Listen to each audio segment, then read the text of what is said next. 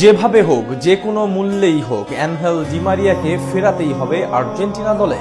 এই কিংবদন্তি প্রমাণ করলেন এখনো তিনি ফিট আছে জাতীয় দলে খেলার জন্য। স্কালোনির দলে এখনো তার গুরুত্ব আরো অপরিসীম। এছাড়াও মেসির পাশে আগামী বিশ্বকাপে সবচেয়ে বেশি দরকার বন্ধু মারিয়াকে। তবে কি এই গ্রেট দলের প্রয়োজনে আবারও ফিরছেন? বিশ্ব চ্যাম্পিয়নদের ডি মারিয়াকে কেন এখনো প্রয়োজন এবং মারিয়া কি সত্যি ফিরবেন, তা নিয়ে বিস্তারিত জানাচ্ছেন শ্রাবণ।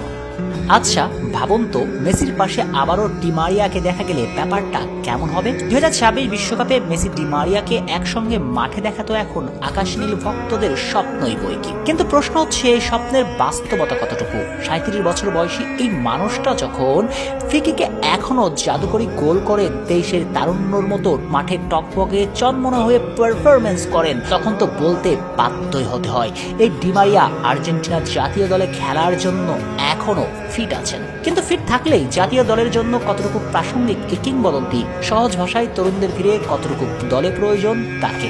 এই প্রশ্নের উত্তরে শুরুতে একটা কথা বলতে হয়, অভিজ্ঞতা তো কখনোই পচনশীল নয়, অর্থাৎ অভিজ্ঞতা সবসময়ই মূল্যবান। আর যদি সেটি মহাযজ্ঞের মঞ্চ হয়, অর্থাৎ বিশ্বকাপের মতো টুর্নামেন্ট, তখন মারিয়ার মতো 4টা বিশ্বকাপ খেলার অভিজ্ঞতা হয়ে ওঠে আরো বেশি প্রাসঙ্গিক।